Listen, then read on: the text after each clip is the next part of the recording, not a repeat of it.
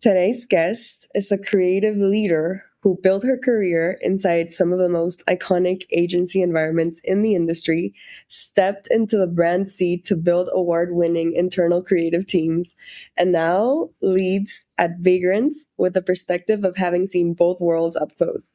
She's won the big awards. She's led through rebrands, global pitches, industry shifts, and cultural pivots.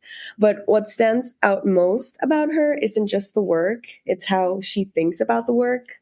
She believes creativity isn't just about ideas, it's about emotional intelligence, about trust, about building rooms where people feel safe enough to say the interesting thing.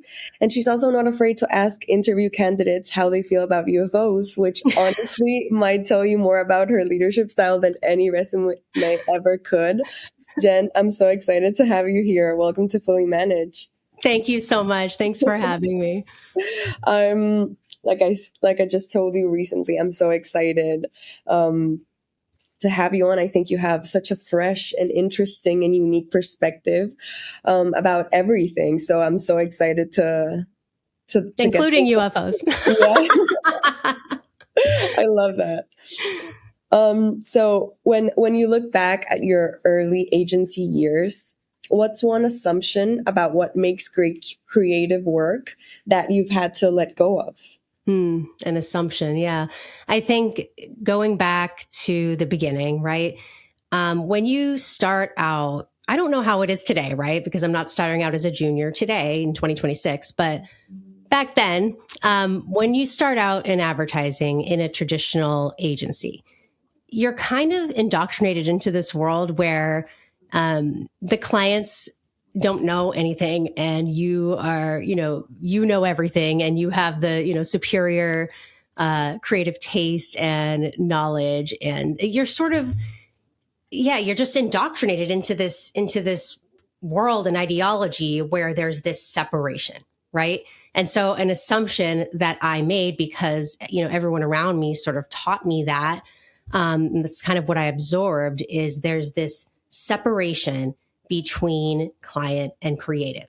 And that in between client and creative, there are, there's the account team, there's the strategy team, there's the leadership team, there's all of these other folks in between you and the client. And that is how it's supposed to be because creatives need to focus on the creative and let all the other folks deal with all of the other stuff. And so that was a really strongly held belief from the very beginning. And I in recent years, I've kind of had to throw that out the window completely. That's interesting. And I'm curious, you've said creative work lives in empathy and judgment and restraint, which I think it's so powerful and beautiful. So what's a moment in your career where emotional intelligence mattered more than raw creative talent? Oh my gosh. Every day, I feel like every day. And honestly, I feel like that's been my superpower. It's funny because I don't think that it was always valued to this degree. And I think culturally, outside of advertising, just culturally, there's been a lot of discussion around emotional intelligence and empathy in leadership, right? Just in leadership in general, advertising or otherwise. And so as I've kind of grown from an individual contributor up to more of a manager and a leader, I've noticed that those traits that maybe were not so valued when I was a junior have really come into play. I want to say roughly over the last 10 years. So really it's every day, because it comes into play with, I guess I'll just give you a small example. The first thing that came to mind was a project that I've been working on a couple of years back. And the clients were not feeling great about the process, and there sort of had been a few bumps in the road along the way where the clients were feeling like the team wasn't getting it. And so we said, you know what? Let's have a workshop. Let's have a creative workshop. Let's bring them in. Let's have them in the agency. Let's get in the messy stuff with them. And let's really bring them into the creative process. Let them see the inner workings of the creative process. Give them some things to react to that are maybe kind of loose and that we might not normally want to put in front of a client, right? So historically, that's a very uncomfortable thing to do for traditional agency creatives. And again, I don't know how that's shifted and changed since I've been sort of outside of the traditional agency world for a few years.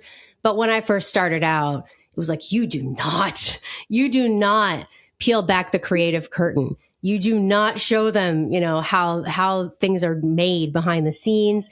Don't give them too much opportunity to comment or mess things up. It was I believe, risky.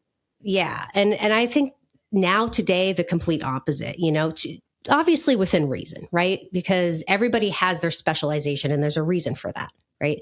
But the closer you bring folks in to your creative process and your creative team and kind of what's happening behind the scenes, the more they feel like they're a part of it and that you're not just sort of coming to them with a dog and pony show. You're not coming to them with a finished product and it's like, buy this now or else, So that's one moment that I can really remember, kind of breaking it all apart and doing it differently and inviting them into the office where things were sort of messy and loose. And it really went a long way because we were sort of in a place where the project could have gone really badly, like could have taken a turn for the worse. And we were able to kind of turn it around. And they were happy. Not only were they feeling better about the work, but they were actually really happy with the work and happy with the fact that we allowed them to do that and kind of get in it with us. So I do that all the time now. And I love the word workshop. That's one of my little creative tricks that I like to do is call it a workshop. Don't call it a presentation. When you call it a presentation, it brings so much pressure. It adds a meaning to it and a pressure that doesn't need to be there. Whereas if you call it a workshop, we're working through it with you as one team. And I think that feels really good. And having been a client on the client side, I can say that would feel much better to me than, And how here's do a finished you, product. Yeah. yeah. And how do you connect that with emotional intelligence?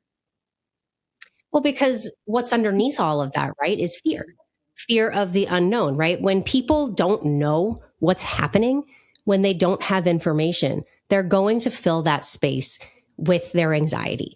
And the more anxious they are, the more they're going to fill that space with all sorts of bad things, bad stories that they're telling themselves, right? And so if you keep them in the dark, let's just say they're waiting for, I'm just making this up, but let's say they're waiting for 2-3 weeks and it's sort of just radio silence while the creative team puts together this presentation, right? The anxiety is building and building and building across the marketing team or whoever your stakeholders are, right? The anxiety and that feeling of unknown and unease is building and growing throughout that whole time period. They're not seeing anything. They don't know what's going on. And then you have the presentation, right? And things come up that could have been addressed if you had just sort of let them into the process a little bit more along the way. And I've had that experience, God, countless times at the more traditional shops years ago where, we would put everything we had into this presentation, right? And we would go and we would present it and we would do the whole big, showy presentation. And, after we were finished presenting the creative, come to find out the strategy is totally off. So everything that we just spent weeks and weeks working on around the clock and late nights and all of this, everything we spent time on was actually working, like we were working off the wrong strategy because, some stakeholder hadn't signed off on the strategy or some stakeholder had a piece of information that they didn't, give the team that would have altered the direction of the work. Yeah. So that's the downfall of doing work in that way. And I just think we're past that now. And we have to kind of break those walls down. Absolutely. And I find so refreshing that perspective. And I think there's such power that comes with emotional intelligence, not only in, your professional life, but just overall. Absolutely. And yeah, it's like so transformative. So I love that that's the intention with what you're creating and leading. And I think more leaders should lead with that emotional intelligence because it's just so powerful and it's so transformative. We're and it humans, can right? absolutely transform how you show up. So yeah, I applaud to you so much for that. I think that's so brave and because it's not the usual way, unfortunately. No, it's true.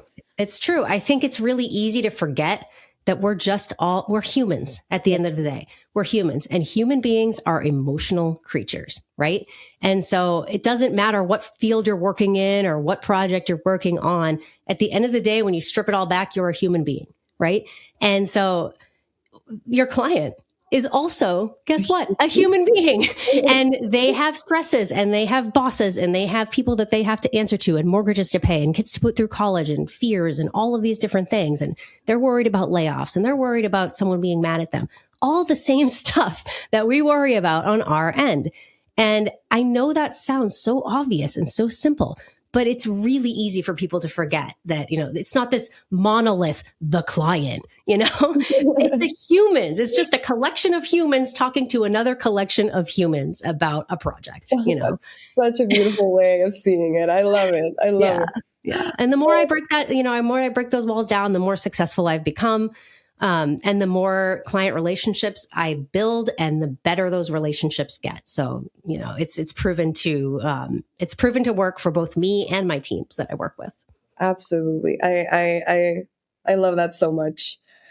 So you've led creative through COVID and rebrands and tech pivots and global pitches in Madrid, all very different contexts. So with so much experience under your belt, I'm curious, how do you make sure your creative tastes keep expanding rather than settling? Mm-hmm. Yeah, that's a great question. Well, I think, first of all, you just have to be, a human in the world that is interacting with culture, right? So that's what I love about the creative studio Vagrants that I work at now, because it's more entrepreneurial, first of all, which suits me more. But secondly, it's really embracing this idea of creative community. And so a lot of the things that we do are very much outside of commercial advertising, right? So for example, we host art shows in our office space, just as a small example, right? We host community events for the creative community to come together and talk about their fears and worries and, going forward into the future. I personally have been known to put together workshops, my favorite word.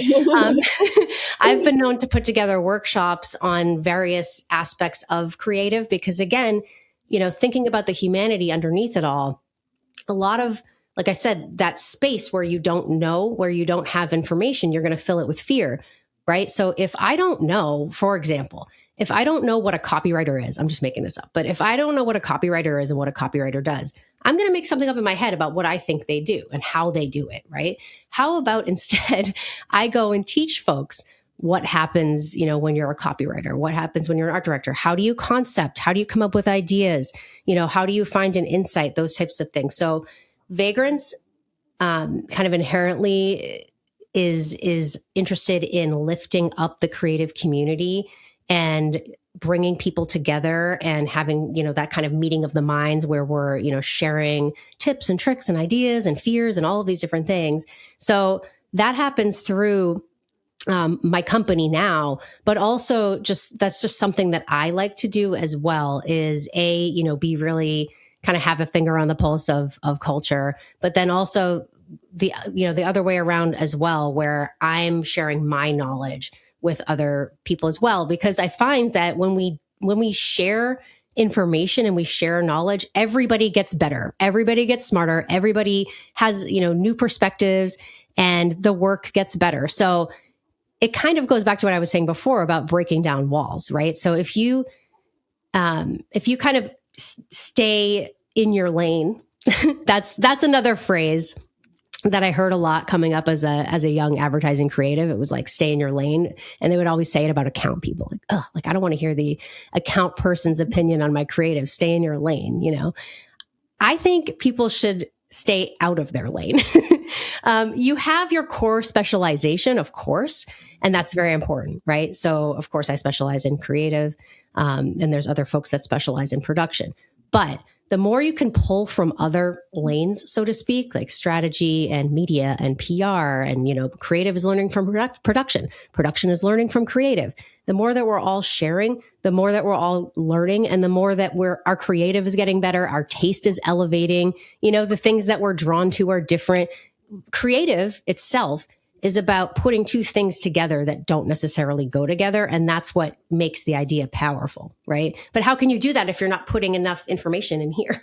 So Oh my I'm God. kind of addicted to information, to be honest, as a human being. So this career path definitely suits me because I'm always, I'm endlessly curious. And that's the trait of most creatives. I love that. And I love that you're encouraging people to stay out of their lane. I mean, absolutely, knowledge is power. And there's so much you can learn from so many different people. And like you said, also when you're like teaching in a way, or like you say, giving knowledge, you're also learning even Yes. more. You're like reinforcing. So I love your perspective. I truly do. This is Thanks. amazing. So you've scaled small teams into Mhm. award-winning in-house agencies. Mhm. In your experience, what's harder to sustain over time? Is it breakthrough ideas or the culture that produces them? Mm, that's a great question. They kind of go hand in hand. You have to create the culture first, because if people don't feel safe saying something weird, like, you're never going to get to a great idea. That's the whole point, is to be safe saying something that is half baked or doesn't make any sense. That's why we work in teams. If you look at the way that advertising used to be back, way back, like 50s, 60s, right? Before the team model was created, where it was like art director and copywriter, people were working more in silos. And it was, everything was about the writer, and they would come up with an idea and they would kind of slip it under the door of the designer, right? So everyone was in their lane, right? And nobody was talking to each other. Well, then that was broken apart when Bill Bernbach of DDB created this idea of the team model, where it's everybody's going to work in these pairs of art director and copywriter, and the work is going to get better for it. Why are we separating them? We should put them together. So once we do that, people are sharing my perspective from copy, my perspective on art, and the work gets better. But you're not going to share anything if you don't feel comfortable. That's the culture piece. And I think one thing that I've discovered over time that I'm good at is creating that safe environment for folks to say the weird thing. And I love getting weird. So, I encourage that 100%. I would much rather teams come to me with something totally bizarre and, far-fetched and wild. And for me to kind of pick that apart and take the pieces of it that I know are going to work and that are sellable, and that are going to hit the client's goals and the strategy and all that. But I'd rather have them get super weird and me dial them back than them try to, make themselves small and fit it within these parameters. So just to go back to your question, I don't think you can have big ideas very often unless you create the culture where big ideas are celebrated and where weird things are okay. and a lot of the kind of most famous ad agencies, that is their culture. Like Wyden and Kennedy, for example, they had a mural on their wall. I don't know if they still have it, but they had a big mural that said like fail harder, I think it was. And it's this idea of it's okay to fail, like say the weird thing, throw the weird thing out there and let's see what sticks. But you're never going to get there if you're too afraid to speak Yeah. up. Yeah. And what's something, in your opinion, leaders think they're doing to create safety that actually does the opposite? That's an interesting one. I can kind of speak to one of my own sort of like big learning moments around that, which is, I think that I tend to be the kind of person that, I'm a problem solver, right? As most creatives are, I'm a problem solver. I think sometimes I tend to solve, in the past, I would tend to solve problems that maybe were not my own to solve. And, it's kind of like parenting in that way, where you can't solve your child's problems all the time, or they're not going to learn how to be self-sufficient and solve their own problems. So I think I've been guilty in the past of caring so much about creating emotional safety and a safe environment that it was almost to the detriment of my team members or myself. And I had to learn over time as a leader that, it's okay to not solve it for them. And in fact, it's actually better to not solve it for them. That takes a lot of restraint. And, when I was first kind of stepping into leadership roles, I didn't have as good of a, handle on that idea. But as time went on, I started to kind of pull it back and notice that my people were actually getting stronger for it, even if they were maybe a little uncomfortable or maybe even unhappy with me that I wasn't necessarily jumping in to solve their problem. But, like it's the same thing as parenting when, I have to sit there and watch my son fall down because that's the way he's going to learn the lesson, that it's maybe not safe to do whatever crazy thing he's doing at the moment. Yeah, there's so much growth. There can be so much growth in making mistakes, Mm-hmm. And learning to deal with the repercussions and figuring it out on your own. But it still must have been amazing to still have you like to support them, but Yeah. giving them like the tools. Exactly. And it's hard. It's really hard to do because you're like, you sit there as a leader and you're thinking, God, I know how to solve this. Like I could just fix this in 5 minutes. You know what I mean? But you can't always do that. It's actually hurting your team members to do that. So that's something I had to learn over time, but I think I've gotten a lot better at now. And I've watched people kind of blossom and grow. And that's the biggest reward of all. I don't care about, of course we all care a little bit about awards and things like that. But the biggest award for me is creating that type of culture that I mentioned, that kind of safe culture to be weird and, come up with those big, crazy ideas and to see my people grow maybe past what they even envisioned for themselves. That's beautiful. I love that. Your team is very lucky to have you. And you've led teams on both the agency and the brand side. So from your experience, is there something each side fundamentally misunderstands about how the other actually works? Oh, for sure. For sure. Yeah. I think on the brand side, there's this sort of stigma that still exists where it's almost like this suspicion that creative people are trying to trick you into buying something because they just want to make something cool or make something cute and creative, right? So we're already at a deficit a lot of the time where we have to kind of claw ourselves out of this hole of, folks already think that we're out to get them or that we're out to trick them or, we're just basically thinking about our own agenda creatively. That's the belief that we have to kind of fight against. And I'm not saying that every marketer has that belief or everybody on the brand side has that belief, but it's something that I've noticed a lot, that there's this sort of suspicion or mistrust, right? And then on the other side of things, right? So on the agency side of things, it's that same thing that I mentioned where it's, this idea that creatives can't talk to the client. You can't email the client. You can't call the client and ask them a question. You can't meet with the client without an army of people around you.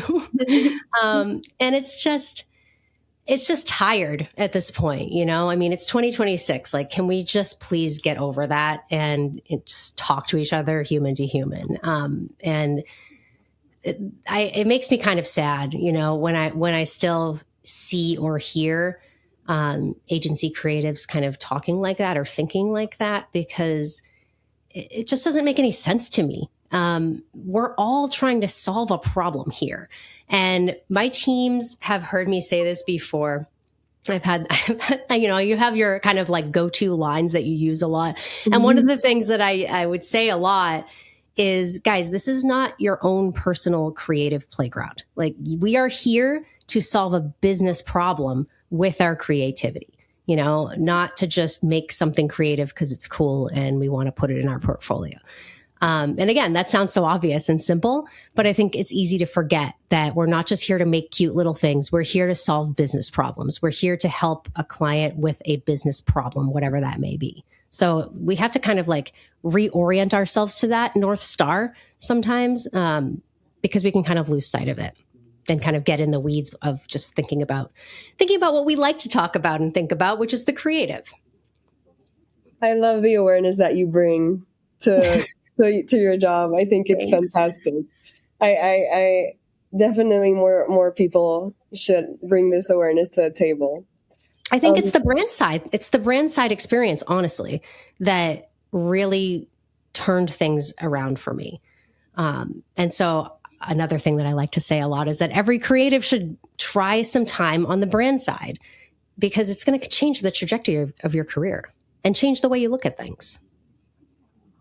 and what do you think is one thing a brand can do differently that changes how an agency shows up? Mm, that's an interesting one.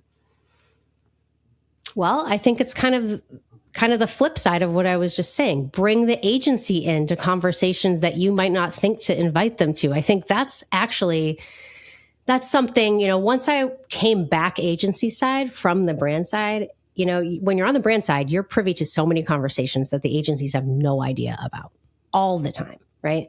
And when I came back on the agency side, it's like all of a sudden I'm back in the dark, right?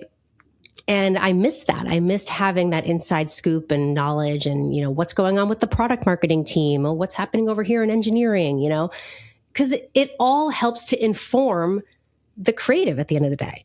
So I think that brand teams, and they're so busy, and I know that, and I know everybody's moving a million miles an hour on the brand side and on the agency side, right? But if brand marketers could take a moment to think about a conversation that they could invite an agency partner into that they may not have done in the past, something that they might think the agency doesn't need to know this, or this is going to be boring. They're not going to be interested in this. This isn't going to teach them anything. It actually will. They'll actually learn a lot because it's easy to forget when you're in it, right? Like when you're entrenched in a brand, right? You kind of forget that when you're working with outside partners, they have no idea what your day to day is like. They don't know what you're doing, and they don't know the 10 meetings you were in today and the topics of those meetings. So, even things as small as inviting them to listen in on sales calls, right? And that sounds like such a small thing. Huge. It's actually huge. That was something that I loved doing when I was on the brand side because you get to hear directly from the audience instead of just looking at research and this and that. You're hearing directly what happens at that moment where the person is like seriously considering a sale. And you learn a ton. It helps you adjust your creative accordingly. So I would encourage people on the brand side to invite agency partners into conversations that they might not have thought to invite them to in the past. I love that. So you've said we've over optimized Yes. advertising into oblivion. So what does over optimized creative actually feel like to you? Oh my gosh. Boring. So boring. There's no soul to it, it's all about like data and, buy now, buy now, buy now. And what's frustrating about that is that, I worked for a performance marketing media agency, right? And I'm not, no diss on performance marketing, no diss on that at all, but they have to work hand in hand. It has to work hand in hand with brand. It can't only be, that you put all your chips on hardworking, performance marketing assets. That is going to help you in the short term. That's not going to do much for your brand in the long term. So those two things have to work together.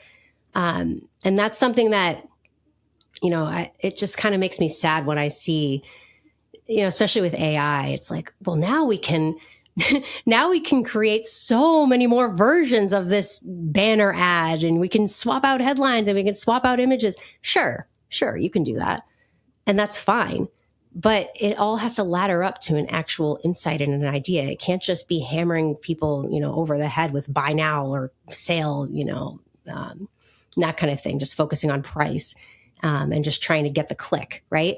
So, I think because of the fact that we can really trace, we can trace what people are clicking on, what people are seeing and that kind of stuff. So I think because of that now, it's just we've kind of skewed things in the other direction where we are putting all of our energy into the performance media and not enough of our energy into building a brand, which makes sense because the payoff takes a long time. When you're building a brand, there's not like an immediate payoff, right? When you're doing a performance marketing campaign, there is a very immediate payoff.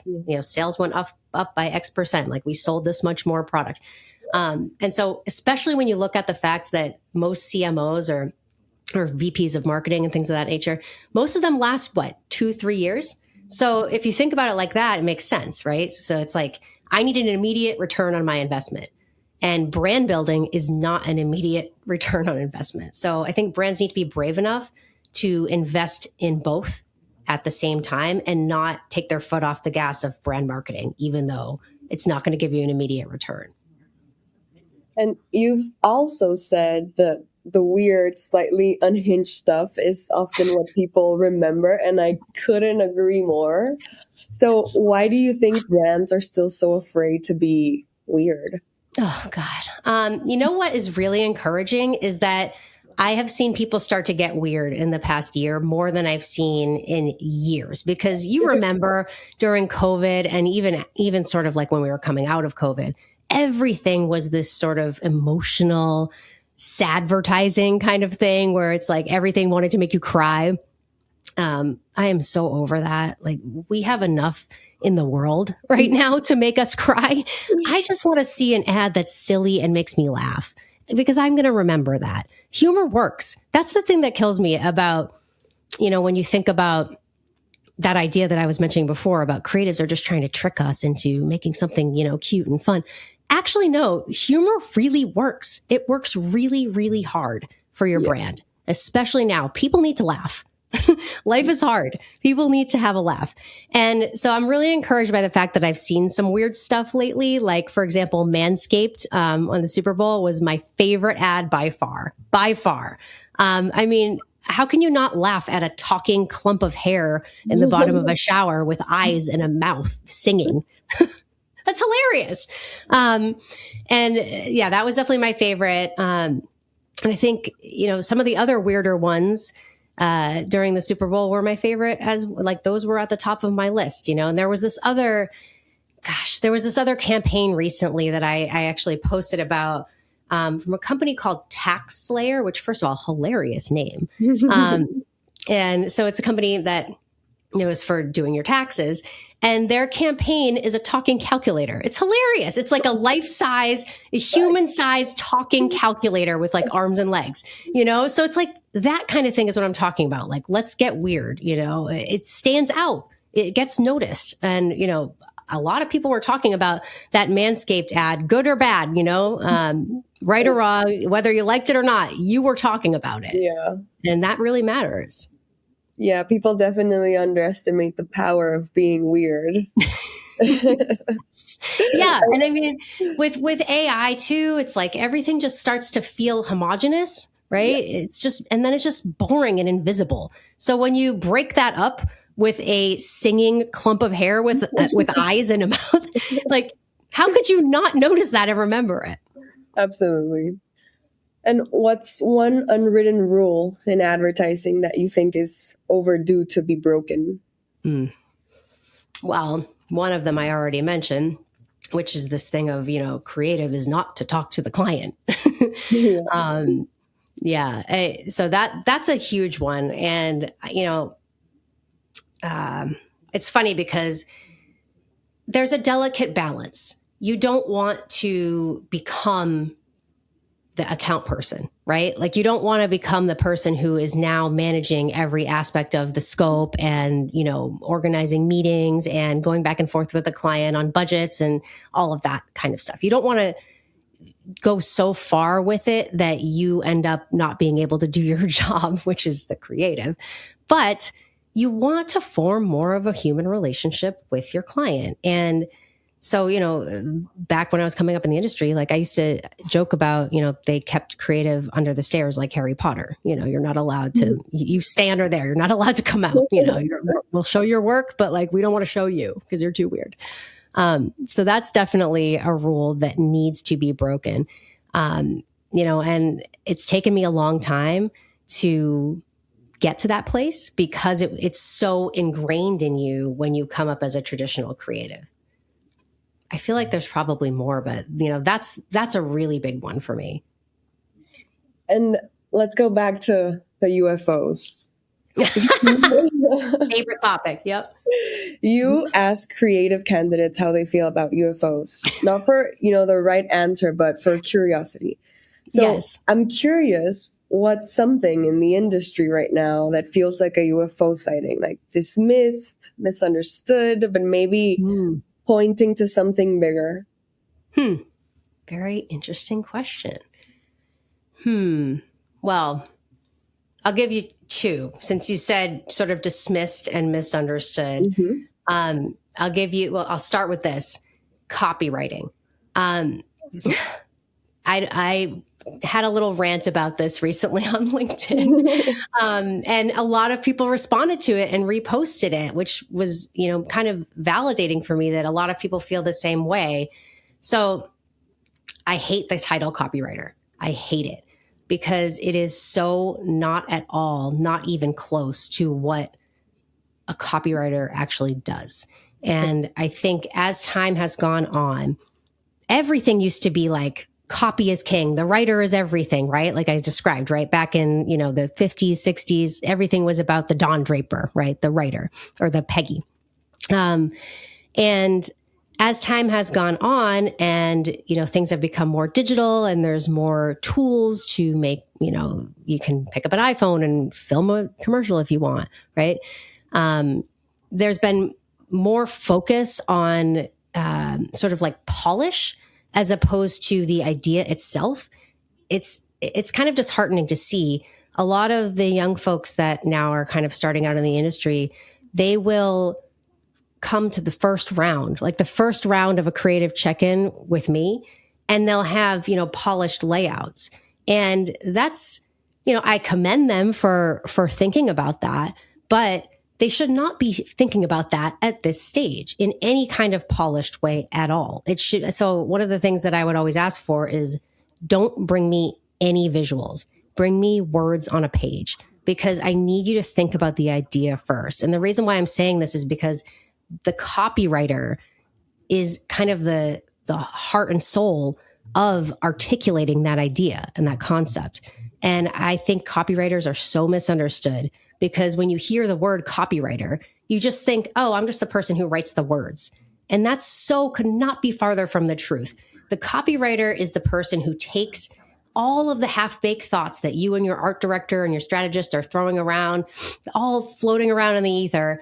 They take all of those thoughts and they synthesize them and they distill it down into a set, a collection of, 3 to 5 words that encompass everything about that idea in a way that is clear, in a way that hooks you, in a way that is memorable. That is extremely hard to do. Extremely hard. Editing down is the hardest part, of writing. And it's frustrating when you see people kind of undervalue copywriters, especially because obviously I'm biased. I came up as a copywriter. It's really hard to see that happen. And I've had experiences where, I had one young designer say to me, wow, I didn't even know copywriters could come up with ideas. And my head wanted to just explode, pop off my body. I was like, this has to be a joke, So I feel very, very strongly about you need art and copy. Both are creatives, but they specialize in different things. And when you put them together, that's where the magic happens. And I cannot stand how devalued copywriters are. Look at the titles just alone, right? Art director sounds important, right? Has the word director in it, right?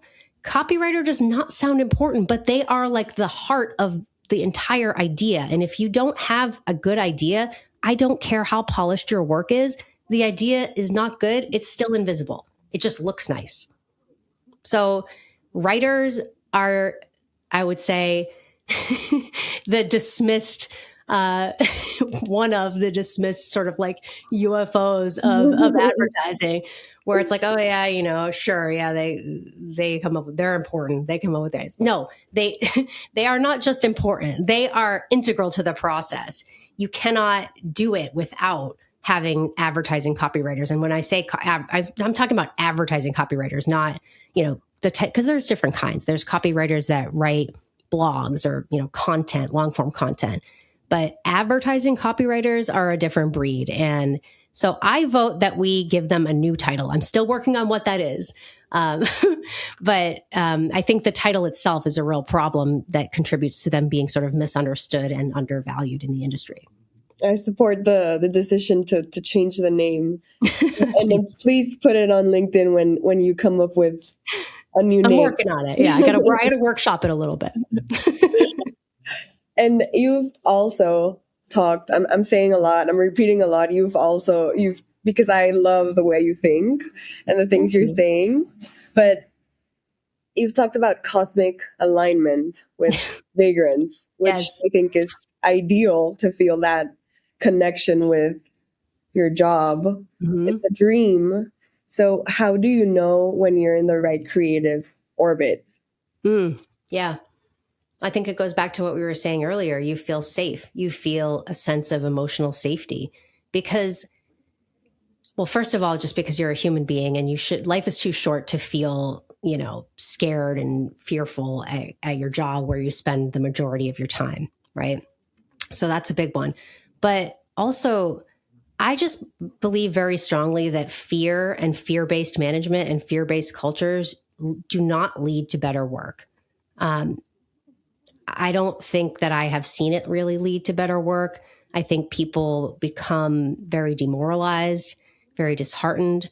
If they're not having fun, how are they going to come up with fun ideas if they're having a terrible time, And of course, it's not all fun all the time, but you have to create safety. You have to create emotional and psychological safety in the environment. And so I think that's thing number one.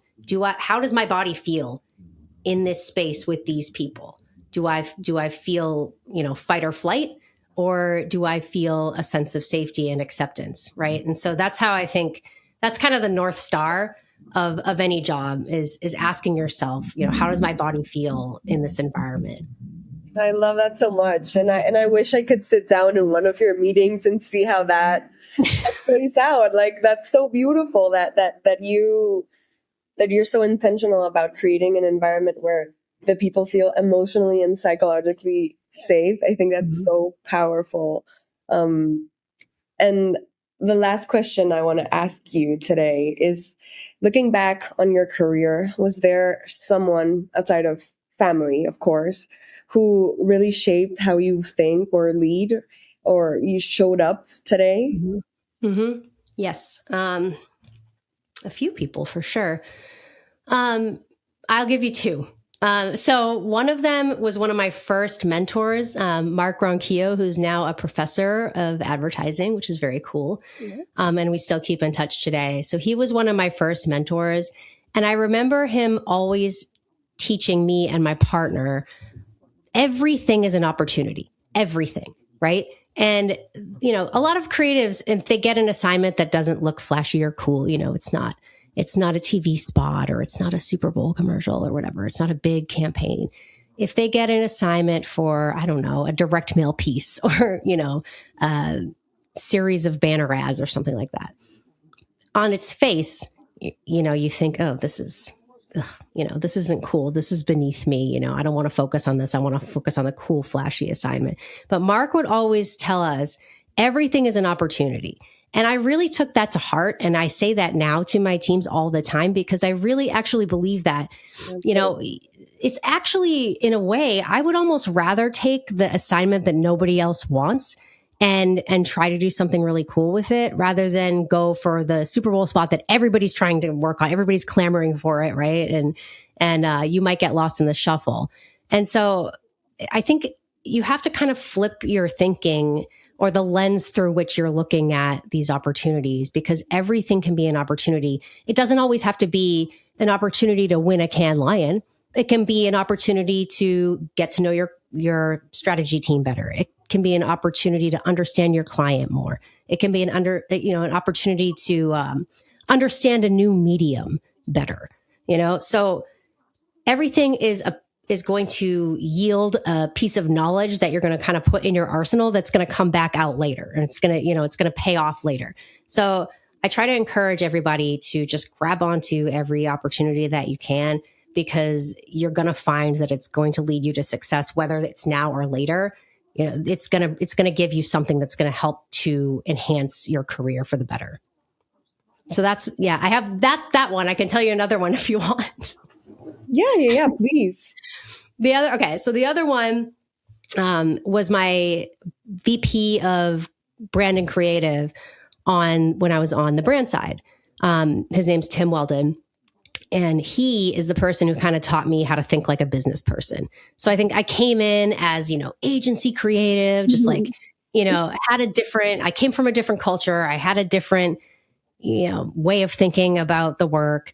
And he kind of like reeled me in and taught me how to take all of that creativity and all that passion and frame it up in a way, in a language that, certain stakeholders could understand. So if you're speaking to a CEO, talk about it like this, talk about results and numbers and, get to the point quickly, like all these kind of things. Bring a chart. Tim loves a chart. And I have come to love charts, which is so funny. I never thought I'd be a person who liked, spreadsheets and charts and things like that. But he taught me how to take all those kind of businessy things that I used to think were boring and kind of mash it together with my, unbridled creativity. And so I'm translating creative into a language that folks understand. And honestly, it made such a huge impact on my career. So thank you, Tim. Much appreciated. I love that. I'm walking away with this conversation with the thought that great creative work isn't accidental, it's cultural, it's shaped by how leaders show up and how much trust exists in the room and whether people feel safe enough to take a risk and say the weird thing. Absolutely. There's something really grounding about your perspective that, creativity isn't just about being louder or smarter, but more human. And maybe that's the real through line here, that the best work doesn't come from pressure or polish. It comes from clarity and courage and a little bit of curiosity about the unknown. Yeah. So thank you for sharing how you think, not just about the work, but about the people behind it. And I like I said, I find your perspective so powerful and thank you. Refreshing. Thank you so much. It was great to talk to you today. Thank you. Thanks for having me. You've been listening to Fully Managed, brought to you by Penji. Check out the show notes to learn more about today's guest. And to learn more about Penji, the human-first creative subscription service, head over to penji.co. And by the way, if you're still listening, it would mean the absolute world to us if you were to share this podcast with a friend and, of course, subscribe.